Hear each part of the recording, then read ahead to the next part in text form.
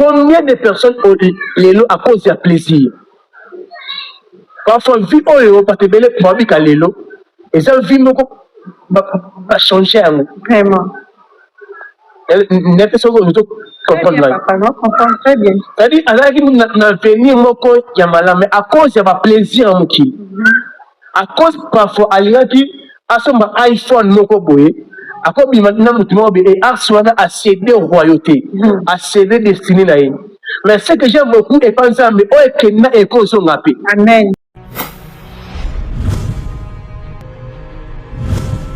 Que chacun de nous a toujours la destinée à Malam. Nzambe a tout un mouton côté dans mon qui pas souffrir.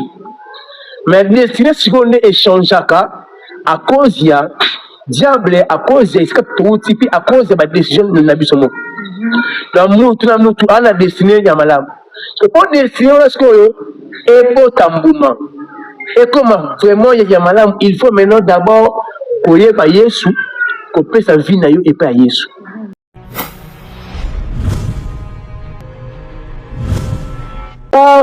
De voir les jeunes, un jeune va pas devenir évangéliste, un jeune va devenir pasteur.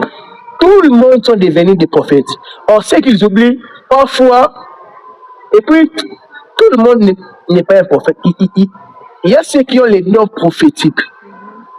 Parce que maintenant, Nzambe appelle ça la Bible demande, avoir un don spirituel, un don de prophétie et commission prophétique. Vraiment.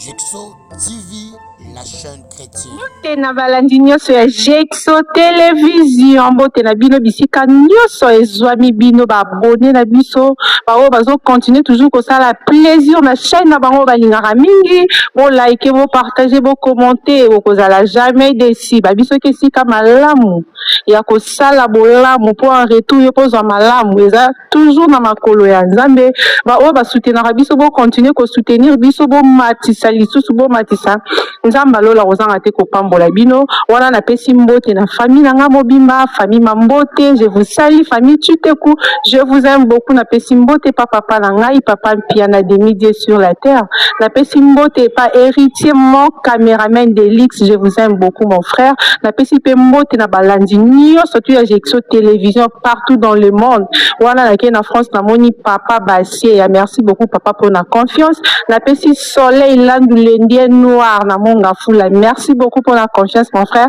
na mona ki nengo continuer ko partager continuer nzamba lola ko pambola voilà nazanga moroté hein lelo nazana papa Roland peut-être c'est la toute première fois bon mona lelo na chaîne na biso au sala nzambe alobaka pe bien je l'aime aussi beaucoup nazana toujours na sima basala nzambe nyonso te basala nzambe o babanga nzambe papa Roland lelo olobela biso sur la destinée bon like bon partager bon aimer bon commenter bon zoba notebook bon comment bozala de cité voilà na ibisi déjà caméraman nanga balancer protocole tu s'inviter na biso ya mokolo ya lelo. Bonjour papa Roland. Bonjour maman journaliste. Vraiment papa c'est mon million ozala pembe no sous mokolo ya lelo. Vraiment na place peli mingi comme no lisusu. Vraiment papa ko kamba biso na moi quelques secondes à prière et bon auto solo là. Merci beaucoup to bondeli. Dieu de grâce te recommander maman on a beaucoup na yo. To bondeli molimo na yo akamba biso. Sans yo toko sala iloko makwati. Et avec toi nous ferons des histoires. To bondeli maman oyo est la conduit par toi et toi seul. Aide-nous et puis aider baneko bakolanda enseignement au papa bénéficier la mambo belé la combo na Yesu. Amen. Amen. Vraiment, merci beaucoup, papa. Et papa Roland, les autres ont parlé sur l'échange et destinée. Les autres ont mon batébé, bazara destiné, mon ya malam, bazala toujours combattu. Les autres ont balobara destiné à mon tubaroki koi, bango papa, tant que yo musala nzambe na bateau yo. Balobaka bazwana nous tenter à koyo kapenza balobela sur la destinée peuple de Dieu bazana pour na koyo ka soko roki ko éclaircir biso très bien question. Merci beaucoup pour la question et puis merci na babato bal na biso. D'abord faut que ba destinée les animes destiné ezali d'abord programme au Nzambe na mokuse on n'est pas tout kende na musika donc eza programme oyo Nzambe atia mpona na vie ya mutu nyonso. Donc chacun de nous a un destiné à un programme oyo Nzambe atia ye abika sur la terre. Donc destiné ya mutu ebandaka te era aye na mabele. Déjà na éternité Nzambe déjà abandaka ko concevoir destiné ya mutu. C'est-à-dire oye na mabele na mission moko Nzambe apesa. Donc je peux dire encore la destinée c'est comme une mission. Vous avez pourquoi accomplir une mission moko boye na mabele. Donc chacun de nous ana etinda Nzambe apesa. Ana histoire oyo aye faut à jouer sur la terre. Donc depuis l'éternité, depuis ebandela ya mokili moko na biso aya na mission moko. Et quand ce mutu azoya na mokili, Dieu maintenant atia moko na biso abika na ma famille. Et comme nous sommes des Bantous dans des familles, il y a plusieurs réalités. Avant que déjà ma famille est là. Il faut que na vie à mutu. Et là pour eux, ils ont appartenu ya mutu yemo kozala escalade. Pour makila za yote. Makila o héritango et pas mutu moko. C'est-à-dire que na mabota il y a beaucoup de réalités autres kuti na mabota touti. Yango c'est maintenant la raison oyo question autour est-ce que destiné à mutu et cause a changé. C'est-à-dire quand to bota mina mabota o beba ka Nzambe te. Mabota o zara déjà na ba loi ebele. Mabota o zara déjà na ba part o salema ebele avant yoya. Et en venant sur le monde, ma loi on a été en sorte que destiné à peut être changé. Il y a plusieurs manières où va destiné il y a tout être changé. Parfois aussi c'est par nos erreurs. Parfois ça peut nabilamba tout latana. Parfois ezana mutu moko boy asunga bino makasi na bomwana. Mutu wana a peso parfois pas bien moko boy. Soit zara mutu mabe a peut changer destiné na bino. Donc il y a beaucoup de réalités. La ligne na memo na makomi. Lorsque Jacob a pambola banaï a commis pas Jida. Abi si Jida abi royauté na pesango na tribu na yo. Abi ko konzi et ko longwate na tribu na yo. Et puis abi si pas ton. Et longwa na maboko na yote. C'est-à-dire les tribus qui devaient produire des rois, malgré ma tribu oyo, il y a Jida. Mais lorsque nous lisons l'histoire, il y a royauté, il y a ma roi dans la Bible, les premiers rois ne venaient pas de Jida. Or, Nzambe aloba ki tribu oyo et que produit ma roi et la tribu à Jida. Mais comment Jida a mis qu'à destiné n'a été, il y a produit roi? Qu'est-ce qui a fait en sorte que Jida a produit roi Libosoté? Nzambe aloba ki ke bateau et longwana loboko na yote. Mais plus tard, tout le monde dit Jida est mon naïe avec la moitié numéro Tamar. Tamar wana bane bakufi, ni bane bakufi. Balingi babe na Tamar nandap. Mais Tamar akenda kite. Tamar akosta la maele mabe. Wabi akose déguisé. Akomi lokola moitié ndumba. Atelemi nanzela. Jida azolikana. Amoni Tamar. Jida akobima na Tamar wana. Or Jida azangi mbongo ya kopesa Tamar. Wabi azui cordon, azui caché et puis azui bâton. Or prophétie elobaki bâton et kolongate na maboko na yo. Mais azui bâton a cédé bâton. Na ko cédé bâton ça veut dire a fait échange. Il y a destiné là. C'est-à-dire ezan na batu oyo ezan na ba domaine au monde ténèbres écosimba ngoti. Vraiment. C'est-à-dire ezan na ba si oye akobi malami ba lemsuté. C'est-à-dire na ko sala ngo ezan na ba destiné ba tebele ba céder ngo bongo. Jida aba te ke baton na obaki elongwa te na loboko na ye. Mais elle a cédé bâton directement destiné et à Jida échangé. Premier roi Olé Abima na libote na ye, premier roi Abima na libote à Benjamin qui était Saoul. Amen. C'est-à-dire à cause du plaisir na ye à céder destinée. Combien de personnes ont l'élo à cause du plaisir? Parfois vie oyo pas te belé pour bika l'élo et ça vie moko va changer Vraiment. N'est-ce pas ce que nous comprenons? Très bien. C'est-à-dire, alors qu'il n'a venir moko yamala, mais à cause de plaisir moki, à cause parfois alina qui a son iPhone moko boye, à cause maintenant mutumo be et a soina à céder royauté, à céder destinée na yé. Mais ce que j'aime beaucoup et pas ça, mais oh que na écho son appel. Amen. Alléluia.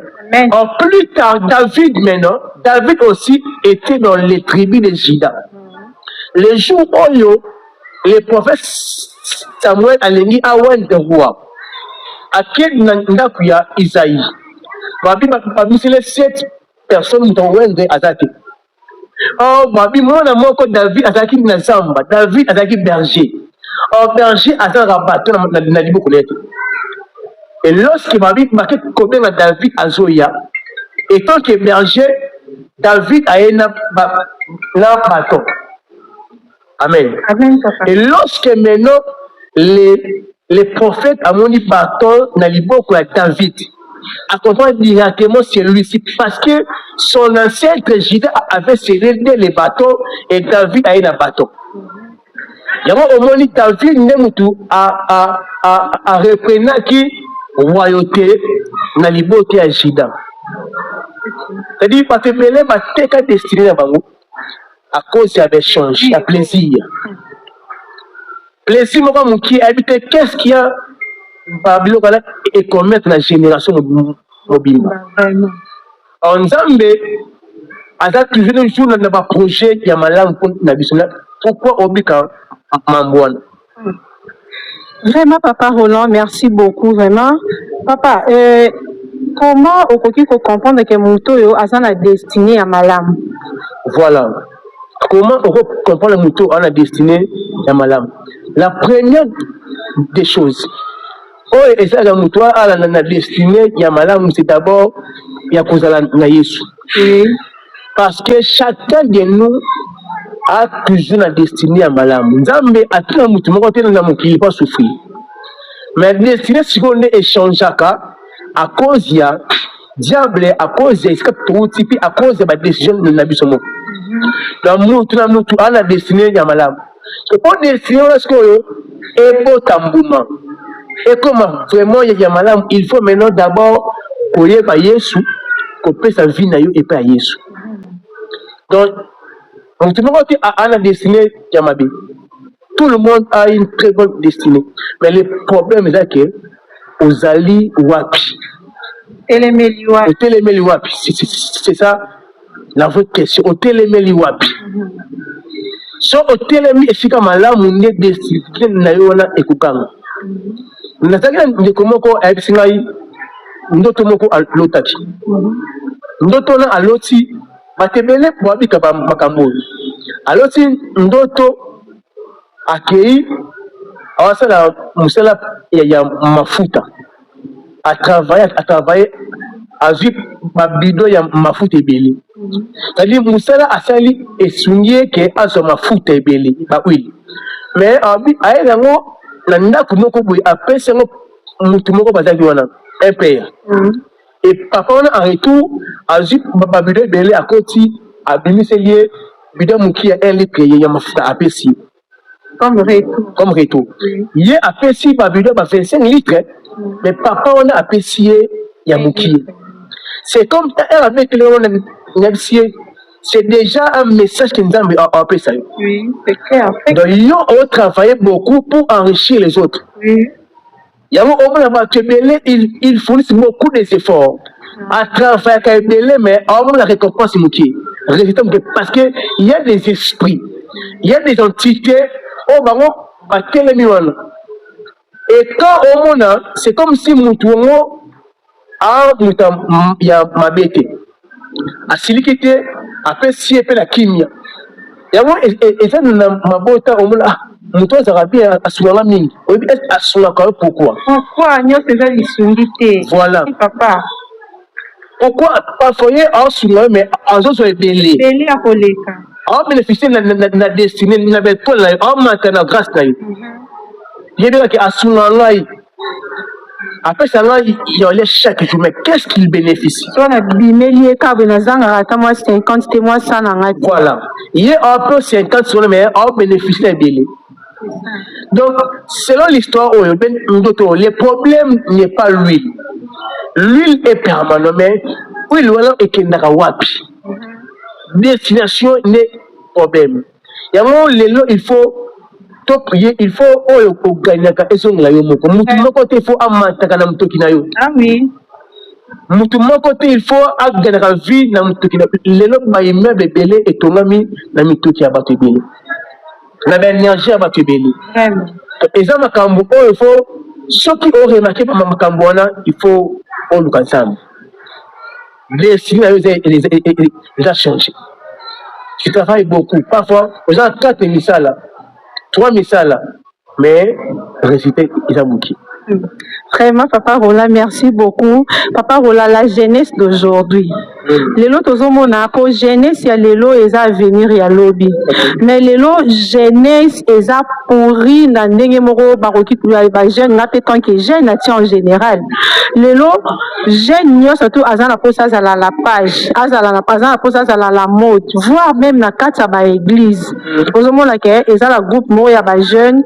Koto na koto ba solo la té oyo ka choriste na protocole ba solo la té mais toza ba jeune to ko simba na l'un l'autre pour lobby tombo la jeunesse ya lobby vous l'église ozo loba na biso nini par rapport ya jeunesse ndé tambola lelo. OK, vous savez le temps où nous sommes les diables cherchent beaucoup plus à combattre la jeunesse parce que ba monde ba force ya lobby même les loyo ba toyo boss la buzo ba mingi na église. Et ça va il y a une volonté. Il y a les générations. Parce que les diables, avec ce soit assimi jeunesse, assimi force, il y a lobby. C'est que moi, je dirais à nous qui sommes des jeunes, parce que nous appelons des jeunes. Il faut toyeba. Mission, on a aussi la terre. Et puis quand tu connais ta mission, on a focalisé dans Mambout et belé belé. Parce que belé va pas la facilité parce que habite nazana ma belé pour la nini. Nzambe a placé na mokili pour la nini.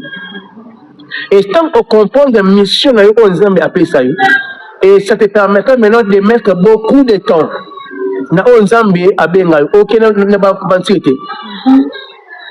Ba te belé bazana ba partout. Et puis celui qui est partout est nulle part. Pourquoi les gens se sont partis? Parce qu'ils habitaient na benga mokosani. Ceux qui ont dit on Nzambe bien et le Nzambe benga na mokili et que permettre de se focaliser na Nzambe a benga yo. Je vais dire aux jeunes d'abord il faut que côté na bambuyemati.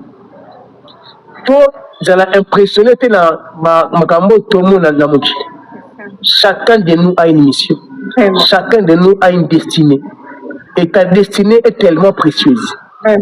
Il faut aussi ça là oyo Nzambe a benga yo pour accomplir sur la terre.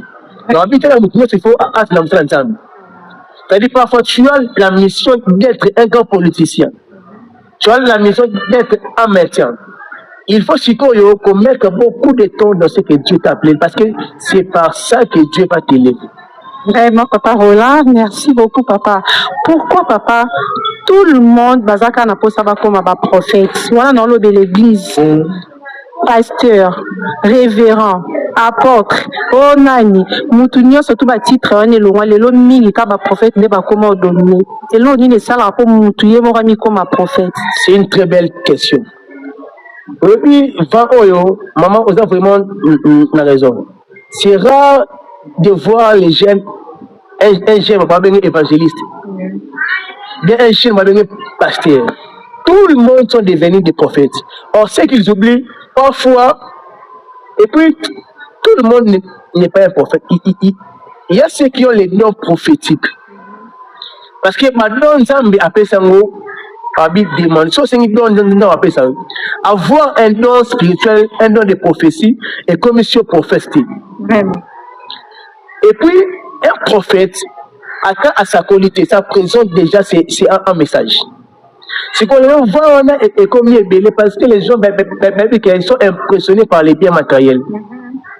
Et puis, ils sont dans le Bible, la famille, souka, et sont remarqué les gens qui oh, comme ici, bongo, souka, na bongo, zali, mbongo, basi. Oh là, il m'a mis comme ici, bongo. Yemoko, comme ici, bongo. Et puis, j'aime Bartimée. Bartimée, azaki na misute. Amona katima azaki na matoi. Bartimée, amoni Yesu aolekana. Bartimée a se concentré na eloko azaki nango. C'est-à-dire, grâce au nzamba père qui est, il a eu koyoka. Na koyoka na ye, nde esungi azwa misu oyo azangaki. C'est-à-dire, concentré na onzambe, na likabobe ya ministère onzambe apesio. C'est pela na basi nyonso, mais bala mwasi o tata alingi o bala. Vraiment. Wana zali exemple ya Jacob na Esaü. Jacob abala mwasi o tata asinde abala. Donc c'est pela la ba ministère nyonso, mais bala ministère onzambe apesio. Na yango nde ekopengela biloko ozala nango te. Donc, ils ont fait tout la carte d'église. Tout le monde. C'est-à-dire, il y a même des personnes qui ne voient pas, mais soit que ma vie, je vois. C'est un danger. Et ceux qui on attend totalement Nzambe, on attend grâce, Nzambe là, on je vois, Dieu me dit. Alors, derrière, ils ont un intérêt, mon kobo. Olo moni ba prophète ba biser na ban ebele. Belé. Non, pas des prophètes, des faux prophètes. Des faux prophètes. Ba biser na ban ebele. Parce que tout le monde veut se faire un prophète pour la guerre moko boy. Mais biso oyo na chaîne na biso oyo vraiment chacun de nous a un domaine où nous avons bien. Vraiment. Il y a des prophètes qui ont des appels authentiques. Ils aiment les prophètes par circonstance. Donc, le plus important, c'est rester dans l'assiette que nous avons appelé ça. Et si nous avons appelé ça, et si nous avons appelé ça, vraiment, papa. Les lopes, comment on a même dans l'église, comment on préfère dans l'église au prophète Azali, Azala vrai ou faux. Il y a quand on a posé ça, sako la pona, on a posé ça parole te. Nous à Mangembo, d'ailleurs, sur le vrai prophétie, c'est la parole. Mais les lopes, comment on dit dans la banque, les kuna, quand on a posé ça, c'est prophétie, aka faut pas l'odelanga. Donc, si on est dans l'église mingi, comment on y a capon la prophétie. Pourquoi, papa? Voilà, c'est ça aussi le vrai problème. Dans l'église, nous avons des problèmes, nous avons la prophétie. Mais la prophétie ne crée pas une destinée, mais la prophétie révèle. Est-ce que tu comprends? Très bien. La prophétie est à pour créer et le mot bouza qui n'a monté. C'est-à-dire, comme le prophète, je sais bien. Dans le lobby, nous avons appelé sur Moutouk. Donc, dans le bango, c'est déjà comme ça dans les plans de Dieu. On a créé le côté, on a révélé cap. Donc, oui. Il n'y a pas qui est, c'est là. Donc, maintenant, les chrétiens sont tellement assoiffés de la prophétie. Kuna bosa kula pona ngai. Bakosa kula pona yopi. Mais l'isakoli, ça demande aussi beaucoup de choses. Ça demande la prière, ça demande des sémences, ça demande des sacrifices. Mais et puis plusieurs personnes vers des prophéties sont s'adapter à la prophétie. Il y a un peu de commission par prophète et par prophète. Mais pasteur Oyo a dit que Nzambe a bengangai na mateya. On tire dans le domaine. Moi, je suis docteur. Il y a des moments où je vois aussi, mais ma femme est prophétesse. Donc, ce qui note, je me limite dans mon domaine. Ce n'est pas mon problème. Mais je vois Dieu m'a appelé pour établir des rois, pour établir des personnes, pour établir des familles. Donc je suis dans ça. Il y avait que son nalobi à le monde spirituel est aussi à Nangawan. Donc je n'ai pas besoin de faire beaucoup de choses. Donc aujourd'hui c'est ça les vents. Tout le monde aligné à Keneska au baropéché pour prophétie. Il y a s'attacher à la doctrine des démons. La Bible dit, il y aura l'apostasie. Plusieurs personnes s'attacheront à des doctrines des démons. Vraiment. C'est-à-dire, l'église est ébellée par cause de ma doctrine, il y a des démons. Non, parfois, on a interpellé. Oui, quand nous, l'histoire, il y a Abraham. Avant Abraham, après Messie, c'est-à-dire, si pesa biso batu biso toto pesa yo bozwi. Aujourd'hui, plusieurs assemblées vont travailler sur Makamwana. Ma livre va destiner à batu pour la babia moki. Yo oya kana église mais être au côté destiné ils a volé. Alors bango ba matana na babia ma pa ngumi tuka. C'est ça phénomène que ils a lelo dans l'église. Il livre les destinées. Pour bango pas bénéficier na babia ebelé au lelo ba mat. Yango non banana pas ensemble. Tout ce qui brille n'est pas de l'or. Lucas, aux analyses, comme il y a malamu pour l'autre, il y a un peu de destin à l'opé et cela épanoui. Vraiment. Papa, merci beaucoup. Yakoyo, Katoyo, Kayakotan, la misala, Totan, la misala. Ndeko. Destiné à yo. Yomo kando sala est à la meilleure, yomo pe kando sala et beba à travers Nanzambe Longo Tokolonga. Merci beaucoup papa, en tout cas Toyo qui vraiment n'a évité numéro à téléphone, mot clé pour la peuple dédié au Bazolanda Bisso de partout dans le monde. Oui, d'abord mot clé pour l'émission Zalibo. Yo Ozolanda Ngai. Parfois on se retrouve dans ma cambo na lobby trop tard exact. Amen. Dieu peut restaurer toutes choses. Et ce que j'aime beaucoup avec la restauration de Dieu, restauration, il y a tout, ils allaient remettre l'eau dans l'état initial. Mais restauration, il y a un exemple, ils allaient remettre l'eau dans l'état initial. C'est-à-dire, oh, parfois, mon monde a changé l'Iba. Parfois, tu devais te marier il y a longtemps, mais au moment l'Iba a changé. Maman bébé va changer d'esprit, va changer. Nzambe a coquille pour réparer en nous.